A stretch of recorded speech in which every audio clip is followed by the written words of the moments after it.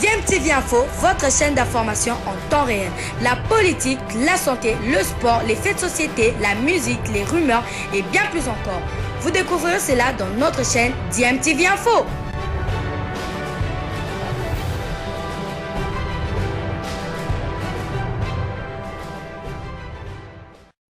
Vous êtes sur DMTV, bonjour ou bonsoir, tout dépend de l'heure à laquelle vous nous suivez. Tout plaisir est pour nous de vous retrouver, mais surtout de savoir que vous êtes nombreux en train de suivre votre chaîne YouTube DMTV. DMTV qui vous propose l'actualité, vous propose également des analyses et des réflexions sur des sujets d'actualité, sur des faits sociaux ou tout simplement sur des réalités que nous observons ici chez nous en République démocratique du Congo. Dans quelques jours, ce sera la 3e et la 4e journée des éliminatoires de la Coupe du Monde Qatar 2022 et la République démocratique du Congo, déjà au terme de 2 premières journées, n'a plus droit à l'erreur. Il faut absolument gagner tous les 4 matchs qui nous restent si nous voulons nous assurer de terminer premier de ce groupe et donc de continuer cette course vers Qatar 2022 en passant en tout cas à la prochaine étape qui sera celle des barrages où les 10 pays en tout cas qui sortiront premier de leur groupe pourront s'affronter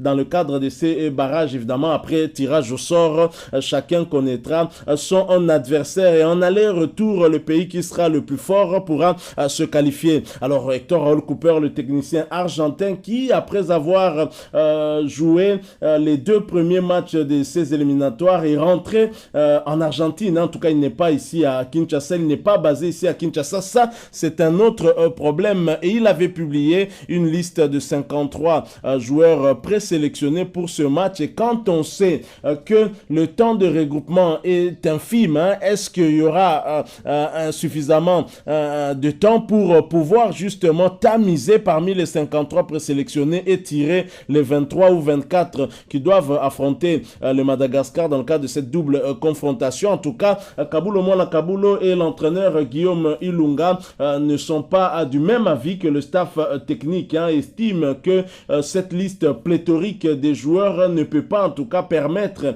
à ce staff technique au vu du temps qu'il leur reste de pouvoir composer une bonne équipe. Ce n'est donc pas une bonne politique qu'ils sont en train de critiquer vivement. Je vous propose de les écouter dans cet élément que nous vous proposons de quelques minutes, leur analyse, et nous allons nous retrouver pour la conclusion de ce sujet. Je vous rappelle que vous êtes sur DMTV. Si vous êtes nouveau, vous venez d'arriver ou ancien et que vous n'êtes pas encore abonné, n'hésitez pas, abonnez-vous et n'oubliez pas d'activer la petite cloche de notification en cliquant tout simplement sur celle que vous verrez apparaître dès que vous serez abonné, parce qu'elle va vous permettre de ne plus rien manquer des prochaines vidéos que nous allons vous proposer. Suivons cet extrait, nous nous retrouvons tout de suite après. Voilà. Alors, Qatar 2022, c'est la phase finale de la Coupe du Monde, mais il y a les éliminatoires. La République démocratique du Congo, dans 19 jours exactement, recevra l'équipe de Madagascar pour le compte de la 4e journée. Pour le moment, la RDC est 3e avec 2 points. Derrière Tanzanie, 4 points. Suivi du Bénin, 4 points. La RDC a 2 points et Madagascar a 0 points. Il y a 4 équipes, mais il y aura une seule équipe qui va se qualifier pour le 2e tour. Alors, pour le prochain match, la 3e et la 4e journée, si nous voulons rester dans la course de la qualification, il faut absolument battre Madagascar à l'aller comme au retour. Ça, c'est un défi. J'espère que le staff technique est conscient de cela. Le staff technique qui a sorti une liste de 53 joueurs, c'est trop. Il y a 6 gardiens de but, 17 défenseurs, 13 milieux du terrain, 17 attaquants. C'est trop. À l'espace seulement de quelques jours, il nous reste 19 jours. À quel moment ces joueurs vont se regrouper? Et combien ça va coûter à la République démocratique du Congo? Il y a des joueurs qui doivent venir du Canada, de l'Angleterre, tout ça. Et n'oubliez pas les exigences de la Covid-19. Est-ce qu'ils auront des attestations? Est-ce qu'ils vont faire les tests à temps pour arriver? Et moi, je ne sais pas comment on va faire, 53 joueurs. Pour le moment, le coach n'est pas là. Quand nous sommes rentrés du Bénin, le coach a pris sa valise, il est retourné en Argentine. Il a dit que dans les contrats, il est prévu qu'on lui donne une maison. Il n'a pas une maison, il ne va pas rester éternellement à l'hôtel. Donc Hector Cooper, au moment où je vous parle, est en Argentine. Il reviendra la dernière semaine pour rassembler 53 joueurs. Je ne sais pas, Guillaume. J'ai un peu de vertige dans ma tête parce que je ne vois pas comment on va faire. 53 joueurs. Non, je crois que, monsieur le directeur, nous ne cesserons jamais de le dire. Je crois qu'il est temps que nous, Congolais, nous arrivons à prendre conscience. Quand la République, il y a un naufrage qui est en train de se pointer à l'horizon, nous devons avoir le courage de dénoncer. Aujourd'hui, 53, si nous voulons faire des calculs simples, en tant qu'entraîneur, nous avons 4 équipes. De 11, ça fait 44 joueurs. Pour avoir 53, donc vous devez ajouter encore 9 réserves. Vous avez 4 équipes à plus 9 joueurs. C'est pour quand est-ce que vous aurez attesté, or que la FIFA ne peut pas vous libérer le jour au-delà de 10 jours. Impossible. Donc ça veut dire que ces joueurs sont dans le championnat. Nous avons dit, c'est la fois passée, la RDC, l'équipe nationale, ne débute pas au travers de ces éliminatoires. Nous avons eu à participer à des compétitions. Nous avons des joueurs que nous sommes en train de suivre dans les championnats, que ce soit les championnats locaux et aussi les championnats étrangers. À quoi sert la direction technique? À quoi servent tous ceux qui sont autour de l'équipe comme étant des conseillers, donc ceux qui font des scoutings? C'est à eux la responsabilité de faire la détection, de voir le joueur le plus en forme. Et nous, moi je ne cesse jamais de le dire, nous jouons sur des terrains africains. Il y a des réalités africaines. Il y a des joueurs qui sont habitués, il y a des joueurs kamikazes. Pourquoi ne pas se baser sur ce qu'il y a eu comme point positif en République démocratique du Congo et capitaliser et arriver à bâtir une équipe? Je crois que ça, c'est chercher à dilapider l'argent. 53 joueurs pour qu'on fasse quel travail, pendant quel temps, qui auront le temps de sélection, de voir, de suivre tous ces joueurs. On a des championnats qui ont déjà débuté. Oui. On voit les joueurs qui sont en train de reprendre, ceux qui sont compétitifs. Je crois que ça, on tombe dans le tâtonnement, dans l'improvisation. Donc le travail scientifique exige la programmation et respecter son plan de travail. Quel est le plan de travail de staff technique qui a prévu pendant ce temps de latence et que les championnats sont en train de se jouer? Quelles sont les responsabilités qu'on a confiées à chaque entraîneur, à la direction technique et aussi au second et aussi au cadre? Parce que la fédération a donc un vice-président chargé des techniques. Oui, il y a un coordonnateur de l'équipe nationale. Bref, c'est pour dire que tous ces gens-là qui sont appelés à faire le travail pour la fédération et que le ministère, l'État, doit mettre des moyens. Quelles sont les prérogatives? Je crois que tout ça, ce sont des choses qu'on doit dire que aujourd'hui, le président Tshimanga, c'est lui à qui donc revient toutes ces responsabilités. Il doit donc prendre son courage de remettre les choses en place, qu'on fasse, moi j'ai toujours dit qu'on fasse confiance à l'expertise congolaise pour aider M. Hector Cooper. Qu'on ne sacrifie pas la bonne volonté et la bonne foi du chef de l'État qui met les moyens. Et parce que le ministre vient d'arriver, qu'on est en train de vouloir l'embourber dans des distractions pour qu'on sacrifie son excellence, M. Serge Konde. Je crois que c'est mieux que nous-mêmes, le Congolais, qu'on se regarde droit les yeux. C'est lui qui a ce qu'il peut apporter. Il est grand temps, moi je dis, qu'on se mette autour d'une table. Pourquoi les gens ne veulent pas qu'on se mette autour d'une table, qu'on parle, qu'on cherche à sauver? Parce que c'est le Congo. Nous, on ne peut pas chercher à se promener chaque fois derrière le micro sur la RTNC, ou qu'il y a des autres personnes qui pensent comment dilapider, comment détourner. Je crois que nous, aujourd'hui, bien que je suis dans un autre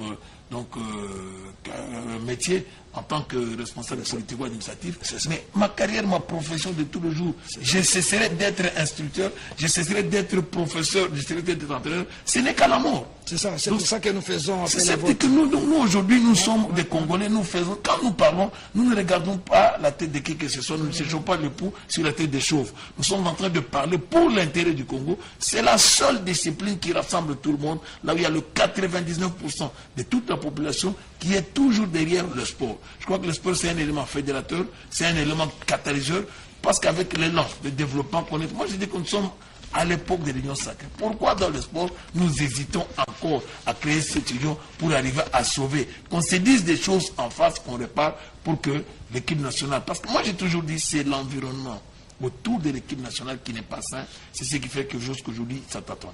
Je suis en train même de me demander la liste des 53 joueurs. L'entraîneur argentin n'est pas en RDC. Qui a rédigé la liste? La direction technique, j'ai eu quand même finalement Segui bien au téléphone après. Bon, il n'est pas encore opérationnel, il est retourné à Bruxelles parce que lui, il doit voir clair, il y a ses arriérés qui ne sont pas encore versés. M. Loussadoussou qui est l'adjoint, je n'arrive vraiment pas à mettre la main sur lui. Est-ce qu'ils sont sollicités? Est-ce qu'ils participent à la rédaction? Sur la liste de 53, il n'y a que 8 locaux uniquement. Les championnats maintenant ont repris. On aurait pu affecter quand même quelques adjoints pour aller voir quelques joueurs qui ont fait par exemple partie de l'ossécure du CHAN. Comme ça on les suit un tout petit peu pour voir si ils sont là, ils ont encore le football dans les jambes. Mais sur le 8 locaux, il y a 3 gardiens de but. Il y a Siadi Bajo de Mazembe, Lomboto Hervé du DSMP et Efongue Brunel de l'AS Maniema Ignon, Maniema qui mène par 2-0 pour le moment, à Kindu. Et parmi les 17 défenseurs, il n'y a que 3 locaux. Il y a Zola Kiakou Arsène de Mazembe, Isamampeko de Mazembe et Luzolo Sita de Mazembe. Milieu du terrain, il y a un seul joueur local, Mika Mich de Mazembe. Or que nous avons un Ebengo de Tselupopo, l'ancien de Rangers, qui a fait une très bonne compétition lors du CHAN. Un gaucher virevoltant qui peut vous tirer à distance, qui a de la puissance, qui a de la percussion. Or que si vous suivez les 2 matchs qu'on a joués, on a des problèmes, c'est au niveau des ailes. Il y a des joueurs, les Lilé pour les Ebengo, ce sont des jeunes, il faut qu'on arrive à leur faire confiance. Les Mbalambuta Biscotte, les Matoumou Nazola ont acquis l'expérience auprès de Santos Moutolibé et de Claude Leroy, l'Imputo Trésor. Comment? C'est en leur faisant confiance. Au long des stages. On a fait combien de stages à Chantilly? On a fait combien de stages à Marbella? On a fait combien de participations avec tous ces jeunes sur le terrain africain? Ils ont l'expérience à saquer, c'est en apprentissant. Ce n'est pas en laissant les jeunes joueurs à l'écart qu'ils vont avoir cette expérience. Ce sont des joueurs qui ont joué chez le U20, chez le U23, aujourd'hui ils sont à l'équipe du CHAN. Pourquoi ne pas faire confiance sur cette ossature et prendre les professionnels qui sont les plus en forme, qui peuvent avoir une plus-value par rapport à toutes ces valeurs qu'on a en République démocratique du Congo. On va projeter la première image en rappel. Le match entre la RDC et la Tanzanie, on va souffler un peu, on va regarder Guillaume et on reviendra après cette séquence du match de Lubumbashi pour continuer notre analyse. Voilà, nous sommes de retour. Vous venez de suivre là cet extrait, une analyse en tout cas de Kabulo Mwana Kabulo, journaliste sportif de renommée, et l'entraîneur Guillaume Ilunga, qui fait partie d'ailleurs de la direction technique, il ne cesse de le rappeler, qui critique vivement cette liste de 53 joueurs. Bien évidemment, au cours de cette émission, les critiques n'ont jamais manqué, même si on peut comprendre au regard de cette longue liste de présélectionnés, sachant le temps qui est relativement très court pour pouvoir justement tamiser parmi ces joueurs-là. Alors je me pose la question, est-ce que Hector Raoul Cooper n'a pas plutôt retenu les leçons des 2 premières journées, parce qu'il avait au départ fait une liste de 24 joueurs, liste qui a par la suite été modifiée à plusieurs reprises compte tenu des cas de forfait. Il y a eu beaucoup de forfaits, en tout cas pour une raison ou une autre. Certains blessés, certains à cause des restrictions de l'Angleterre par exemple, d'autres pour des raisons personnelles. C'est le cas de Elia Meshak, et donc Hector Raoul Cooper avait été obligé de revoir à chaque fois à sa liste, et c'est très embêtant pour un entraîneur qui a une idée sur son effectif et qui doit à chaque fois revisiter cette liste.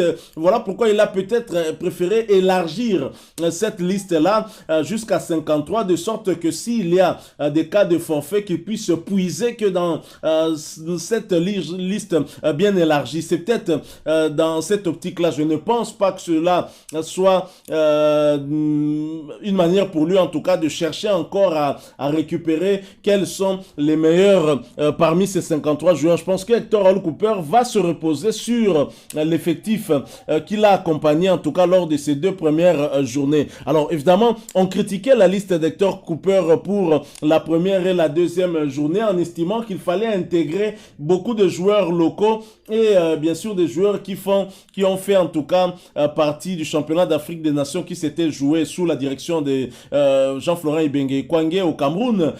Et bien évidemment, pour cela aussi, Kabulo n'est pas satisfait. Il estime qu'il a seulement récupéré récupérer 8 locaux, oubliant que beaucoup de joueurs qui ont joué ce championnat d'Afrique des Nations au Cameroun ont quitté la République démocratique du Congo et sont allés ailleurs pour chercher leur vie. C'est le cas de Idumba Fasika qui est en Afrique du Sud du côté de Cape Town. C'est le cas de Inonga Baka qui se retrouve du côté de la Tanzanie. Et donc si on prend un peu plus globalement, je pense que dans le lot qui était lors du championnat d'Afrique des Nations au Cameroun, Hector Raoul Cooper a récupéré quand même un certain nombre de joueurs, ce qui est une bonne chose aussi. Donc insisté par des joueurs locaux, je ne sais pas lesquels, il aurait dû prendre, tenant compte du fait que le championnat national en République démocratique du Congo vient à peine de reprendre. Donc voilà des critiques qui ne manquent pas. Je ne pense pas qu'Hector Raoul Cooper a fait cette liste-là pour chercher encore à avoir une équipe. Je pense qu'il va se baser sur son ossature qui a joué les 2 premières rencontres. Il va essayer maintenant d'insérer quelques éléments peut-être dans des compartiments qui posent problème. Alors parmi les compartiments qui posent problème, il y a bien évidemment les ailes. Et les ailes, le seul regret en tout cas que j'ai, c'est l'absence de Lilepo Maccabi de l'ASV Club. Je pense qu'il avait tout à fait sa place parmi les 53 joueurs présélectionnés. Là, je suis au moins d'accord avec ceux qui critiquent ce staff technique. Alors il y a la question que je ne cesse de me poser. Qui a rédigé cette liste-là? La même question Kabulo se la pose aussi. Qui a rédigé cette liste? Parce que au regard en tout cas des joueurs que nous retrouvons là-dedans, des joueurs que Hector Raoul Cooper ne connaît pas, je me pose la question si ce n'est pas la Fédération Congolaise de Football Association, peut-être avec l'appui de l'entraîneur adjoint Daouda Lupembe, qui aurait peut-être rédigé cette liste-là. En tous les cas, ce que je sens, c'est que Hector Raoul Cooper, au finish, va retenir, en tout cas parmi ces 53 joueurs, que la majorité des joueurs qui l'ont accompagné lors de ces 2 premières journées. Espérons en tout cas que Elia Meshak puisse venir renforcer cette équipe, parce que sa présence pourra nous apporter beaucoup plus de percussion en attaque. Il faudra bien évidemment corriger aussi les failles que l'on a constatées du côté de la défense, notamment dans la charnière centrale. Voilà, nous sommes arrivés à la fin de cette petite analyse que nous vous avons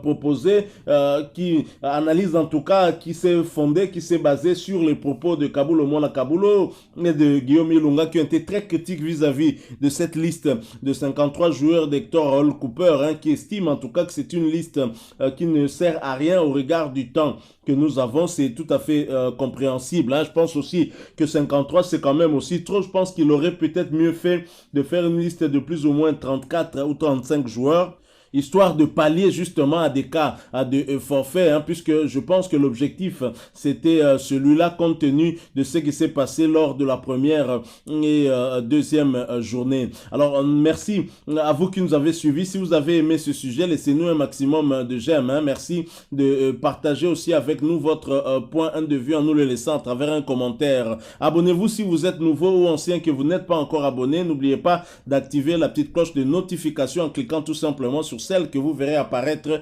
dès que vous serez abonné, parce qu'elle va vous permettre de ne plus rien manquer des prochaines vidéos que nous allons vous proposer. Encore une fois, merci. Nous espérons vous retrouver bientôt avec un autre sujet d'actualité. En attendant, portez-vous bien et DMTV vous dit au revoir.